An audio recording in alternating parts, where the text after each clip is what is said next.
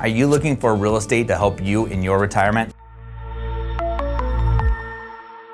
Hey, Jordan Matin here. And you know, I actually bought my first property in 2013. I bought it for about $325. Terrified when I did it. That property today is worth over $1 million. And I was able to borrow money from that property to go buy other properties. And over time, you're able to take money in real estate, pull the money out through finances, not pay taxes, and then buy other properties, or use that as passive income in your retirement. I know of so many people that have been able to build a retirement through real estate that is taxed at a lower rate and allows them to have consistent income that they can rely on.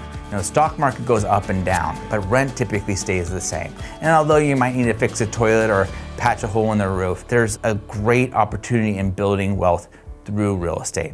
That's what our agents here at Matin Real Estate are expert at. They're expert at helping you find great investments for your portfolio, whether it's your first property or your 50th. We work with investors of all levels. So please reach out, get an idea of what you currently have, what your financial situation is, and how to leverage that to buy real estate so you're able to have the retirement that you dream of.